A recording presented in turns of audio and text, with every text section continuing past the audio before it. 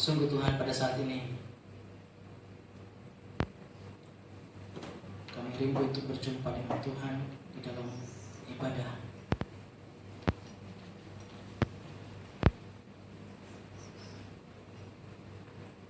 Karena kami merenungkan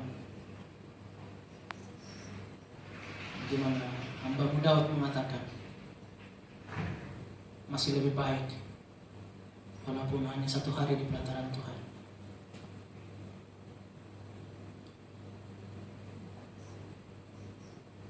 daripada kami berada 1000 hari di tempat yang lain. Masih lebih baik ketika kami bernyanyi dan berdoa di hadapan Tuhan di tempat ini,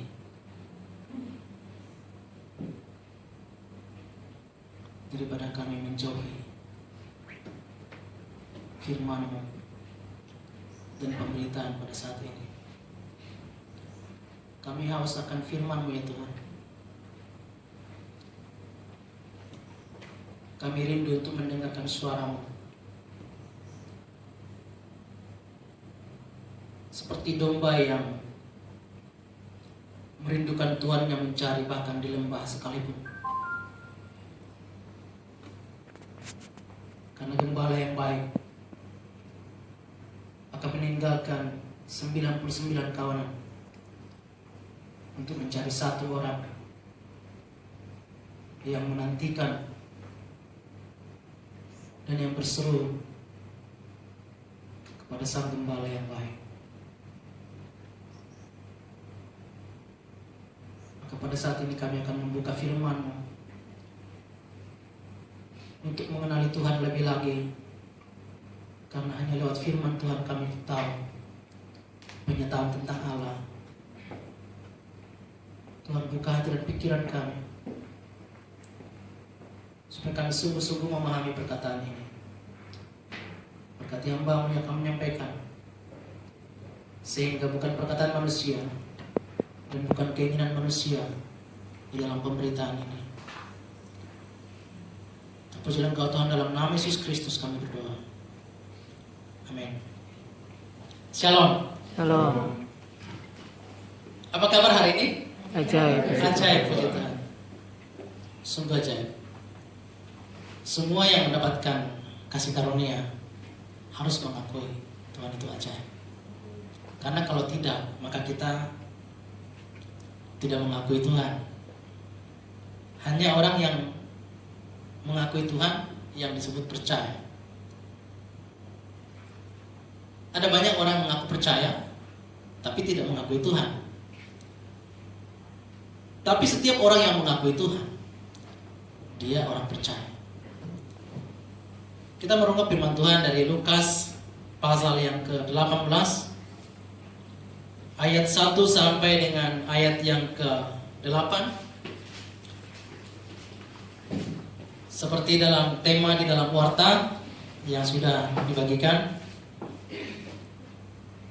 kita akan merenungkan tema kita harus ditemukan beriman. Saya akan bacakan dari sini dan Bapak Ibu mengikuti dalam Alkitab masing-masing. Lukas pasal yang ke-18, saya akan baca ayat 1 sampai 8. Yesus mengatakan suatu perumpamaan kepada mereka untuk menegaskan bahwa mereka harus selalu berdoa dengan tidak jemu-jemu. Katanya, dalam sebuah kota ada seorang hakim yang tidak takut akan Allah dan tidak menghormati seorang pun. Dan di kota itu ada seorang janda yang selalu datang kepada hakim itu dan berkata, "Belalah hakku terhadap lawanku." Beberapa waktu lamanya hakim itu menolak. Tetapi kemudian ia berkata dalam hatinya, "Walaupun aku tidak takut akan Allah dan tidak menghormati seorang pun, namun karena janda ini menyusahkan aku, baiklah aku membenarkan dia, supaya jangan terus saja ia datang dan akhirnya menyerang aku." Kata Tuhan, "Camkanlah apa yang dikatakan hakim yang zalim itu. Tidakkah Allah akan membenarkan orang-orang pilihannya yang siang malam berseru kepadanya? Dan adakah ia mengulur-ulur waktu sebelum menolong mereka? Aku berkata kepadamu, ia akan segera membenarkan mereka. Akan tetapi jika Anak Manusia itu datang, adakah ia mendapati iman di bumi? Demikian firman Tuhan. Syukur bagi Allah. Ayat yang ke-8 dikatakan bagian yang terakhir. Jika Anak Manusia itu datang, adakah ia mendapati iman di bumi? Merenungkan tentang bumi. Bumi ini adalah bulatan dunia yang sekarang sedang bergejolak. Saya dalam suatu perenungan pribadi, saya membayangkan Tuhan melihat bumi itu sebenarnya sangat jelas. Tidak ada yang terselubung, bahkan awan pun tidak menyelubungi matanya. Tuhan melihat bumi itu sangat jelas. Dan firman Tuhan pada saat ini mengatakan, jika Anak Manusia itu datang, adakah ia mendapati iman di bumi? Masih adakah yang tersisa dari orang-orang yang beriman? Tapi saya mau katakan, bukan berarti orang kalau tidak datang ke gereja, dia tak beriman, bukan.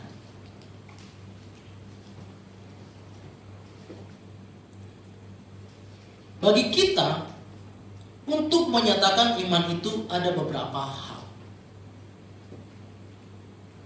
Ada orang yang menaruh salib di kalungnya supaya bukan hanya dia yang tahu bahwa dia Kristen, tapi ada orang lain juga tahu.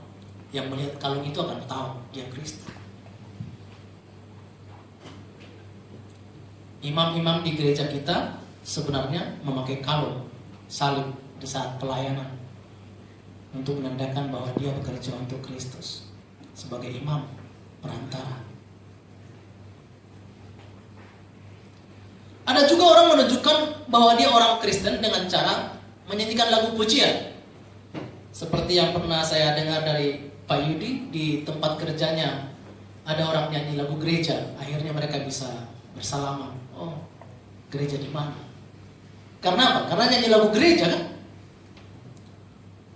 Familiar. Oh, jadi kita tahu oh, dia Kristen dengan cara dia nyanyi lagu gereja. Ada orang dengan salam, kita tahu bahwa dia Kristen. Tuhan memberkatimu ya. Tutup telepon. Oke, God bless you. Oke, Tuhan memberkatimu. Kita tahu dia dengan cara itu bahwa dia menyatakan dirinya Kristen. Menyatakan iman dengan cara apakah kita sekarang?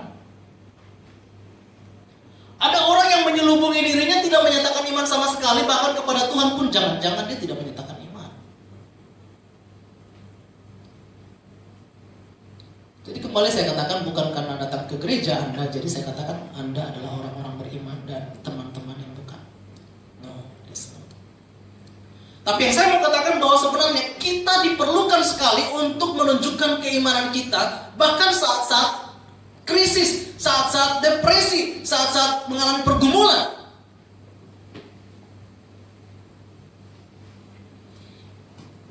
Seperti yang saya ceritakan waktu pengusiran roh jahat.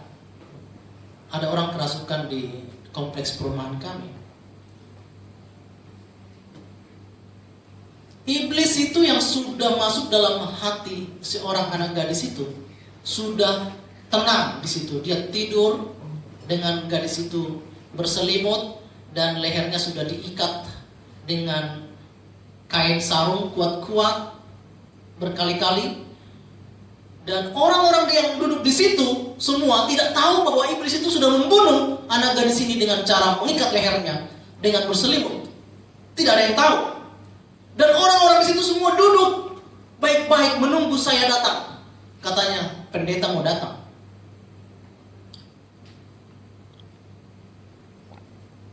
Tahu Bapak Ibu apa yang terjadi? Waktu saya datang, iblis itu langsung marah kepada saya. Dia langsung menunjukkan wajah yang marah dan anak gadis yang kerasukan itu dia mau gigit saya. Dia bangun, dia langsung terkam saya. Lalu saya melihat di lehernya sudah terikat. Saya tangkap kepalanya. dan kemudian buka ikatan lehernya. Wajahnya mulai mengaliri darah kembali dan mulai segar. Tadinya dia sudah mulai menghitam wajahnya. Menakutkan sekali, menuju kematian. Yang kita mau renungkan adalah mengapa banyak orang duduk bersama iblis di situ dan semua diam-diam saja selama saya belum tiba. Saya mau katakan, mereka tidak menyatakan iman. Mereka bisa duduk bersama iblis diam-diaman dalam satu ruangan. Ada yang kerasukan, tidak ditengking, tidak didoakan. Dan iblis itu duduk bersama mereka diam-diaman.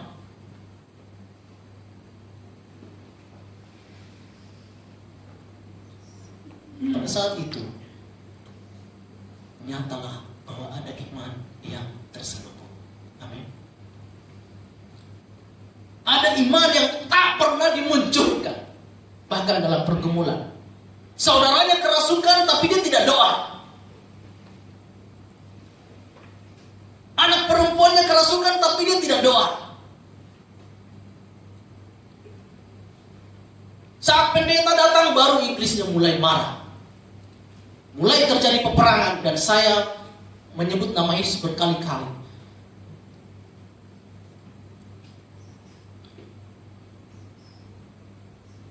Di saat krisis, hanya Tuhan menjadi harapan. Kalau kita mengharapkan yang lain-lain, saya ragu jangan-jangan nanti kita kehilangan kehidupan kekal. Kita boleh melakukan berbagai cara untuk menghindari kecelakaan. Itu baik. Tapi jangan sampai ada orang akhirnya menjauhkan diri daripada Tuhan dan marah kepada Tuhan dan mengatakan, Tuhan, Engkau tolong mereka tapi Engkau tidak tolong aku. Firman Tuhan pada saat ini mengatakan, jika anak manusia datang, dan sudah pasti anak manusia akan datang, yaitu Yesus Kristus, dia akan datang kembali Bapak Ibu. Tanggalnya saya tidak bisa sebutkan, saya pun tak tahu. Tapi anak manusia akan datang, dan waktu anak manusia datang, yang dia mau bawa pergi adalah orang-orang yang beriman. Menyongsong Tuhan di angkasa dan tinggal bersama-sama dengan Tuhan sampai selama-lamanya di surga. Kehidupan di bumi ini tidak ada yang dapat dibanggakan, Bapak Ibu. Harta, kegagahan, kegantengan, kecantikan, gak ada yang bertahan, Bapak Ibu. Yang bertahan adalah ketika kita punya iman, kita tahu hidup kita bukan di sini lagi, tapi kita punya kehidupan di masa mendatang yang jauh lebih pasti. Inilah membuat kita akhirnya tidak jemu-jemu berdoa, seperti dalam firman Tuhan dikatakan, supaya kita tahu bagaimana orang yang berdoa tidak jemu-jemu. Yesus mengatakan suatu perumpamaan kepada mereka untuk menegaskan bahwa mereka harus selalu berdoa dengan tidak jemu-jemu. Tidak jemu-jemu. Bapak Ibu tahu artinya tidak jemu-jemu? Dalam bahasa Inggris dikatakan, always pray and not give up. Selalu berdoa dan tidak pernah menyerah. Menyerah itu seperti apa Bapak Ibu? Menyerah itu adalah tak mau lagi datang kepada Tuhan. Menyerah. Tak mau lagi datang kepada Tuhan. Menyerah. Tapi kalau masih mau datang kepada Tuhan, seperti perempuan janda itu yang datang terus kepada hakim yang lalim. Dia tahu hakim itu lalim, tapi hanya itu harapan dia. Kemudian dia terus datang kepada hakim itu, sampai hakim itu melihat ini memang sebaiknya ditolong. Dan Yesus berkata, Allah jauh lebih baik dari hakim itu. Dan Allah akan memperhatikan semua orang yang tidak jemu-jemu berdoa. Doakanlah. Jangan membuat perdebatan-perdebatan dengan mengatakan, oh itu pastor kena virus, oh itu pendeta kena virus, itu majelis gereja kena virus. Kita tidak bahas orang di sini. Tapi yang kita bahas adalah kehidupan kita terus mengandalkan Yesus, gembala yang baik. Dari awal saya sudah katakan, bahkan di renungan-renungan, di WA, saya selalu katakan gembala yang baik. Yesus gembala yang baik. Konteks tentang 1.000 orang rebah itu adalah konteks Israel. Jangan memaksakan konteks pada kehidupan kita sekarang. Ada konteks-konteks Israel waktu itu harus menang peperangan. Jangan pakai juga kata-kata itu. Ada konteks Israel dulu memukul batu untuk mendapatkan air. Jangan coba pukul batu untuk dapat air. Konteksnya ada Bapak. Tapi Yesus gembala yang baik, itu konteksnya kekal. Amin. Gembala yang baik, itu sampai selama-lamanya kita bisa katakan Yesus gembala yang baik. Cara mengandalkan Tuhan adalah Tuhan sudah beritahukan rahasianya. Berdoa dengan tidak jemu-jemu. Minta. Saya teringat kepada Kak Berlin yang kita banyak berdoa untuk mamanya. Memang sakit penyakit akan datang kepada manusia, tapi kita bisa berdoa memohonkan supaya ada rasa yang diringankan Tuhan dan disembuhkan sedapat-dapatnya, pulih kembali total. Tapi step by step kita syukuri, ya. Di saat Kak Berlin mengatakan sudah lebih baik melalui percakapan saya dengan Kak Berlin, saya mengatakan tulang sekarang lebih lega. Puji Tuhan. Dengan berdoa, kita mengharapkan sesuatu terjadi di sebelah sana, terjadi di sebelah sana kepada orang-orang yang kita kasihi. Dengan tidak jemu-jemu kita berdoa terus.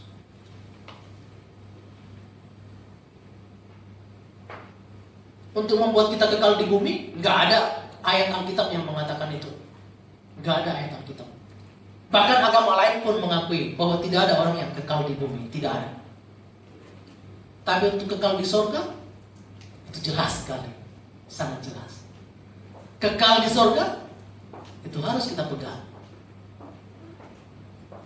Karena kalau bukan kekal di surga, akan terjadi kematian yang berulang kali terjadi. Kematian kekal, juga namanya, di neraka.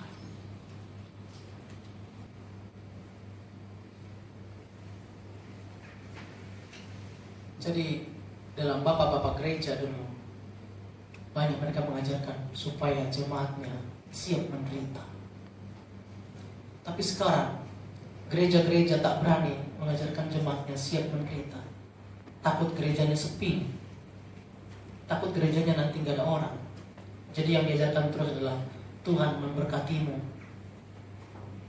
Bahkan walaupun orang-orang rebah mati binasa, tapi Tuhan membiarkan engkau tetap hidup dengan nyaman, berlimpah-limpah. Itu yang mereka katakan. Tapi saya mau katakan, hidup ini nyata Bapak Ibu. Di dalam hidup ini banyak pergesekan, banyak terjadi musibah alam, tsunami, gempa, virus, penyakit menular. Itu terjadi di sini. Dan itu sudah terjadi bahkan ribuan tahun yang lalu. Penyakit sampar, kusta, itu dihadapi manusia. Ajaran tak boleh dipaksakan, tetap membuat orang terhibur dan tenang-tenang saja dengan kata-kata yang manis. Nanti itu akan mengandung dusta. Ajaran yang benar adalah ingatlah Tuhan walaupun keadaan sulit. Karena hanya Tuhan yang tak berubah. Amin. Hanya Tuhan yang tidak pernah berubah. Seperti lagu pujian tadi. Semua yang lain boleh berubah, tapi Tuhan tidak pernah berubah. Karena Tuhan yang menciptakan semua yang berubah ini. Dan semua yang berubah ini bergantung kepada kedaulatan Tuhan yang tak berubah.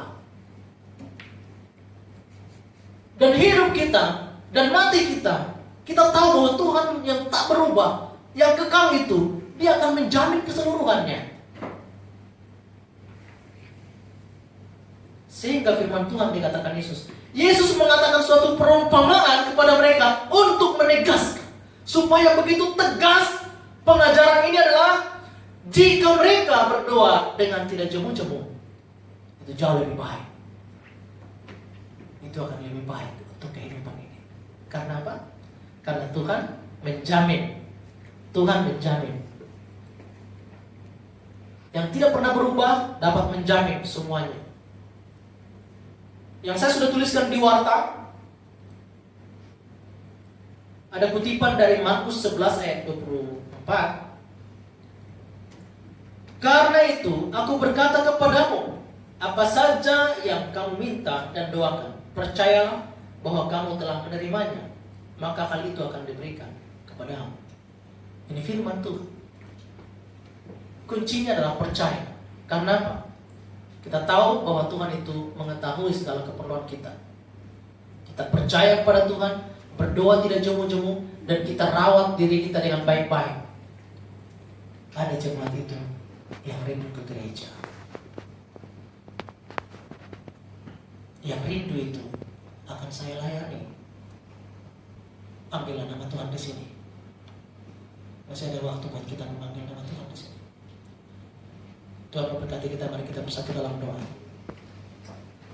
Kami bersyukur ya Tuhan untuk firman Tuhan yang telah kami renungkan, supaya kami berdoa dengan tidak jemu-jemu, supaya kami terus mengandalkan Tuhan yang berdaulat atas segala sesuatu di bumi ini, di tempat yang Tuhan sudah jadikan dan ciptakan. Kami mengalami banyak persoalan di sini Tuhan, bahkan sakit penyakit, tapi kami tahu Engkau Gembala yang baik.